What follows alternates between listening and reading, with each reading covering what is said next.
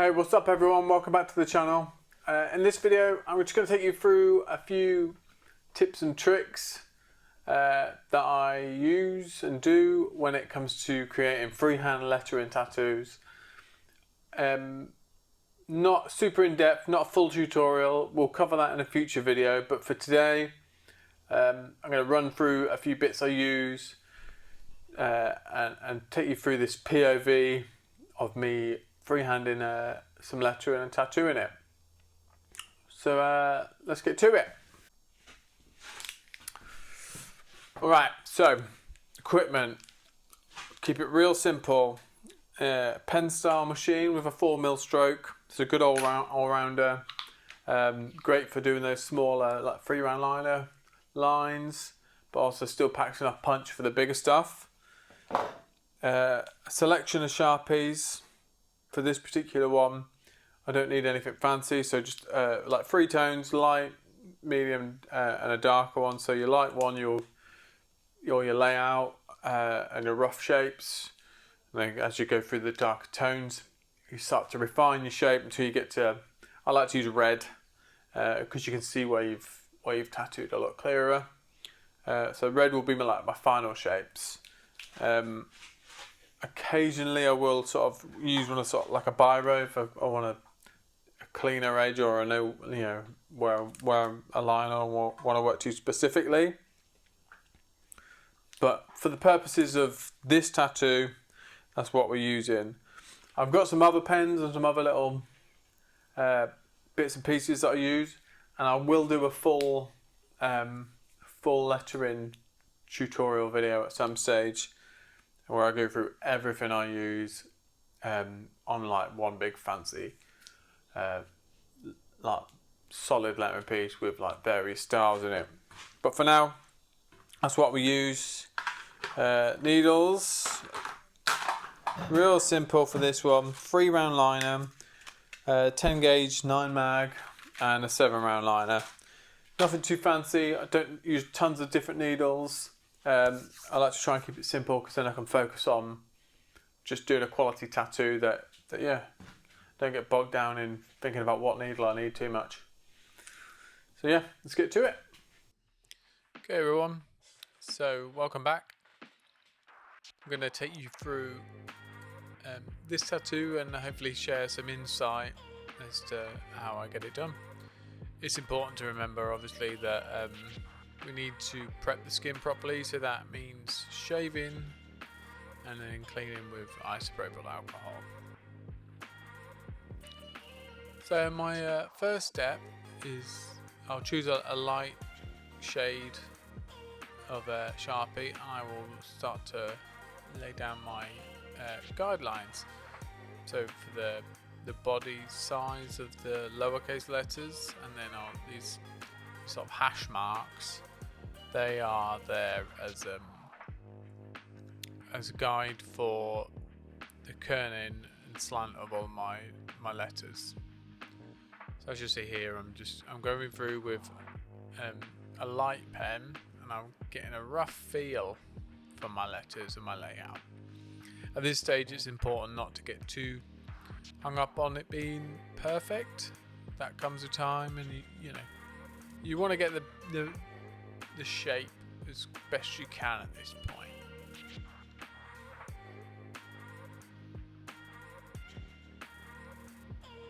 And then you see here, I'll start to go back with a slightly darker pen as I refine those shapes. It's hard to see at this stage, but it will become clearer as we go on. Okay, so it's important to note that sometimes things don't quite work out. On this occasion, I actually wasn't happy with the layout, so I cleaned it off and started again. So here you can see me redoing my guidelines for the lettering. Don't be scared to start again if you're not happy. I assure you, your client will prefer that. And then again, going back over with this darker pen and really starting to refine the lettering and the shape and everything. at this point. There are some decisions that I will make sort of on the fly. I don't know 100% how I'm going to approach everything from the jump.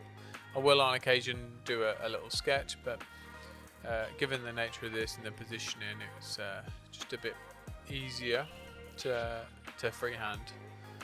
So again here, going back with a darker pen, I'm getting much closer to the final product and how I want it to look at this stage. So again, it's just refining it. You start off with that initial sketch nice and loose, and it's important to stay loose because you get the flow of those letters. As I say, you can see this starting to take shape now with this blue pen.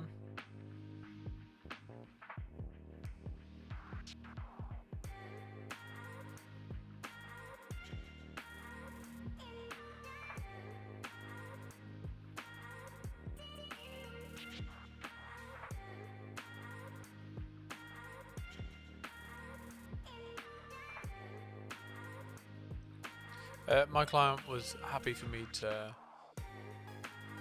let the letters fall over the piece underneath. He wasn't too attached to that, so gave us a bit more leeway for the embellishments and stuff. So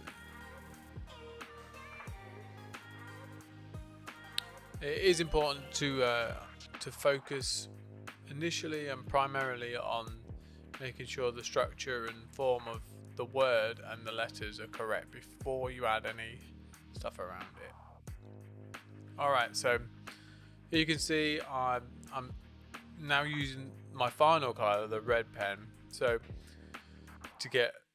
this is how I want it to look essentially. So on the thinner sections of the letters, I'm using the very point of the pen. But as you can see on the downstrokes of the shapes of the letters, I'm actually tilting the pen and using the broader edge, and that also gives me a consistency within the word and the individual letters throughout the piece, so you haven't got one letter that's wildly thicker or thinner than the next. Consistency is key with lettering, with your kerning, your spacing, your shape, everything. If it's not consistent, it will just look off. So it's important to spend time working on that and practicing that. In my early days doing lettering, I would actually spend time freehanding and drawing on my own legs, so to get a feel for how to draw those letter forms and shapes on the body freehand with a Sharpie before I start doing it on clients. So here's where I put all the final bits of embellishment, so the swirls that sort of bring the piece to life and finish it off. This is where I add all of those. On those embellishments, the weights of those lines, depending on whether they're downstrokes or upstrokes. Alright, so quick spray of the STENCIL spray, that helps the pen stay on just a little bit better. And then we'll get into it.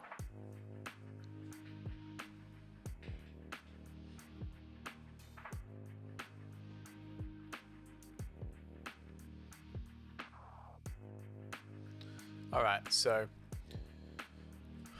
obviously I haven't quite got the angle right. There we go. Adjusted the angle, you can see properly now.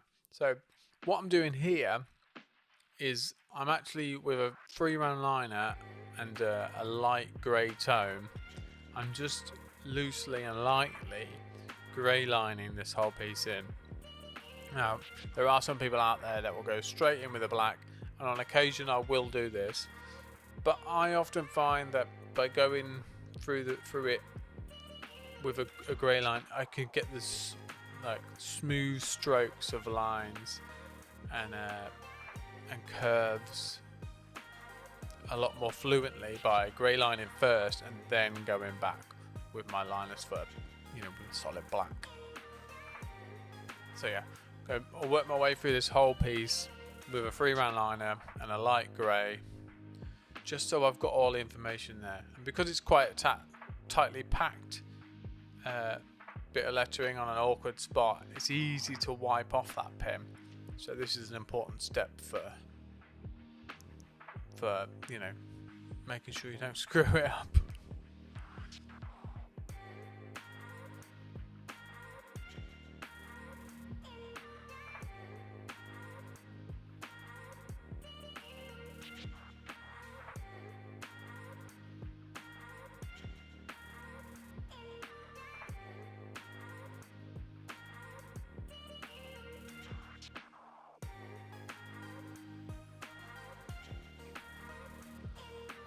So yeah, just still working our way through with a grey line, I think, at this stage.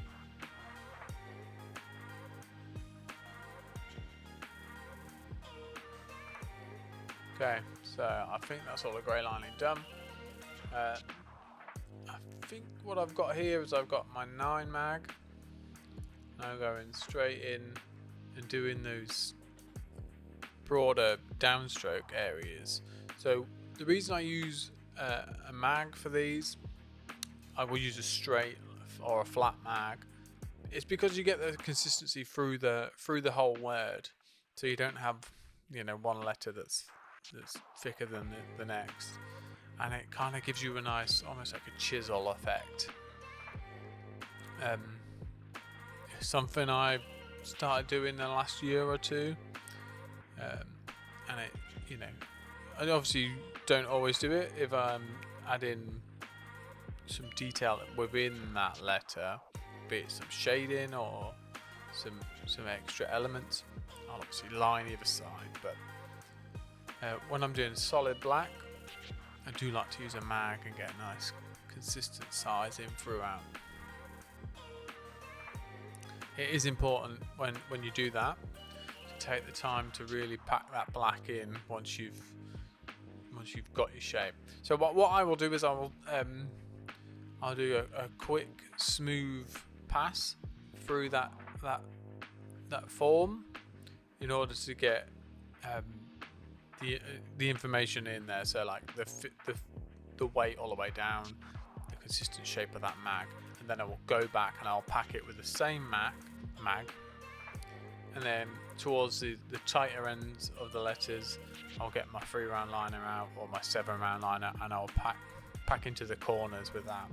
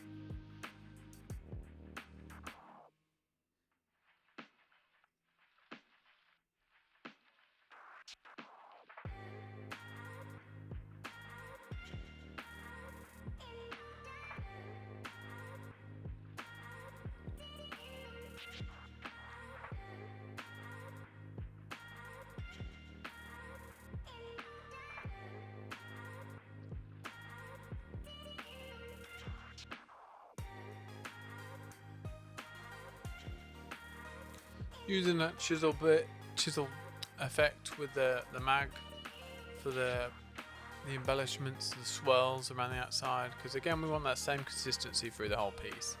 We don't want wildly thick or thinner bits. The consistency really is what sets your work apart from other people. Okay, so I think what we've done there is we've gone through with all them and done all those wider bits, and I imagine I'm probably going to start going back with that 3-round liner here for all those thinner sections. Yeah, so 3-round liners out. I keep a pretty consistent voltage with my machine, I'll generally just sort of, when it comes to lining, around 7 volts with this particular one, and shading around 5.56. But it's really down to the individual. You just gotta try stuff out and see what works for you. So what I will do with a freehand liner though is I will sort of pull the needle back a little bit. You have too much needle hanging out on a free, you're gonna blow out. So it's gonna be pretty tricky to be consistent with your lines. So higher speed, pull it back a little bit, and yeah, I'll go through with this whole piece and just focusing on those really skinny little lines. And on some of the little flicks, I'll sort of thicken them a little bit.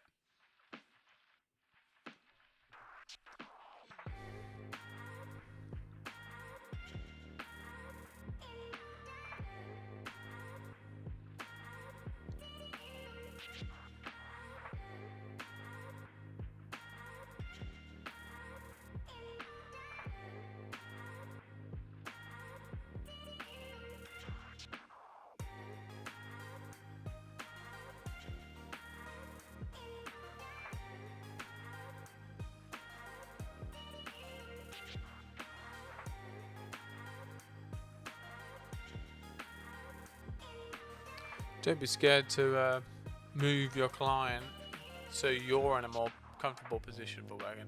I sometimes have a tendency not to do that. It's a bad habit. Please learn from me. Don't do it. Like, move your client, lay them down.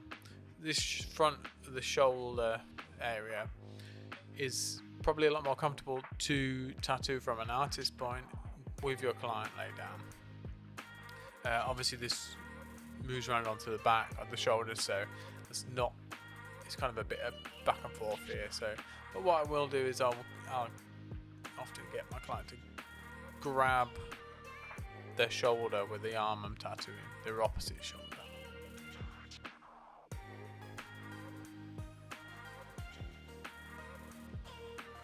Alright, so looks like what I'm doing here is I'm getting a 7 liner out to go back and sort of work back through some of those bits where it might not be packed as tightly as I'd like. So, and it's freehand liner, it takes forever to pack those colours. So grazing over a bit, making sure it's solid, nice and black everywhere with that 7-round liner. And then some of the swirls, I use the 7-round liner for my to get the thickness. The ones where I want them slightly smaller than a mag's width.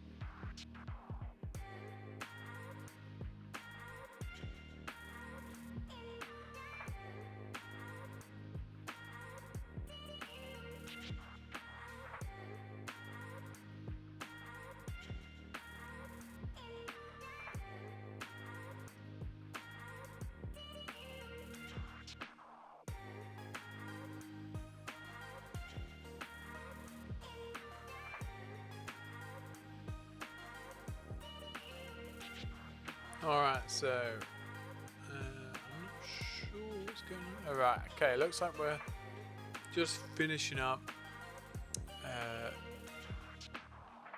shaping and packing those bits before we move on to that freehand liner. Yeah, just finishing up. So as I said before, I don't always go into these projects knowing exactly how I want it to look. So with this client, I did have a small discussion on like how we wanted to finish it off. Whether we wanted to do a drop shadow or a grey line around the whole piece, and we decided on somewhere in the middle, a bit of both. So you'll see that in a minute. We'll get the freehand liner out, and these are just lines I'll just freehand on. Yeah, just try your best to keep that a consistent spacing around the whole thing.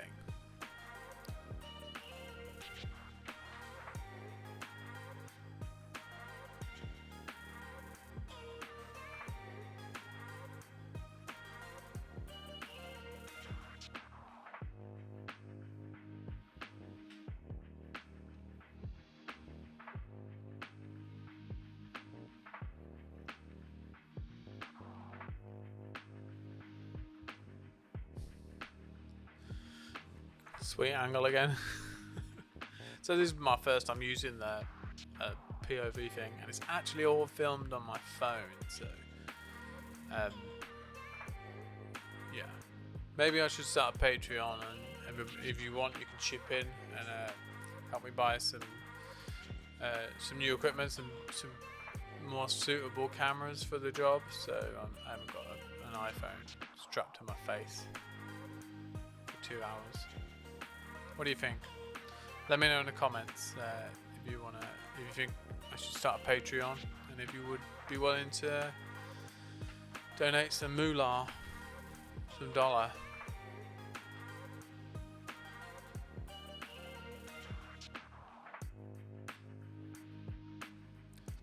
Alright, so these are like some extra little flicks and stuff that I decided to add. Sometimes you feel when you get to this point you need some more additions, and what I have learned over the years is it's often less is more. I did make the mistake early on in my career of putting way too much stuff in my lettering, and it just got a bit busy and a little bit messy. And personally, with obviously the beauty of hindsight, I've learned now that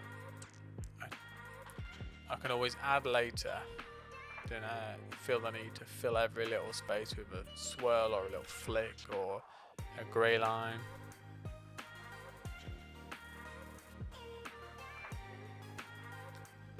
Alright, so here's the grey line drop shadow. So I'm using probably like a mid-tone grey. I'm using my freehand liner, and I am freehanding these bits in. I'm not drawing them on, just going straight in with the machine. If you're not very confident at this stage and you're newish to lettering and tattooing, don't be scared to stop, give the skin a clean, and take your pen out and draw these marks on. Just remember, if you've used that pen on a client where your skin's already broken and there's blood and plasma, throw that pen away. Don't use it on anyone else. It's important to think about cross-contamination. Alright, so we've done those little drop shadows. I think this is us working around grey line around the exterior. Again, all freehand, and if you need to, get a pen out, draw it on. Because if you get it wrong, you can't undo it.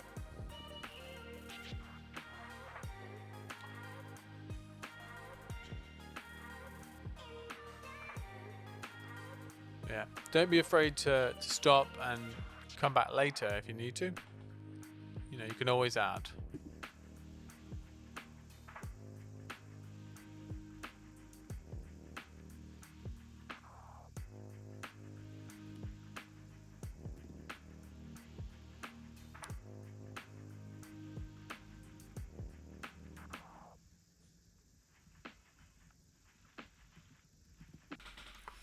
So there you have it, the finished article. You know what to do if you liked it, you found it useful, or or if you have any suggestions or what you would like to see on the channel, please let me know in the comments, and please consider liking and subscribing. Every little bit helps. I appreciate you, and I'll see you in the next one. Cheers.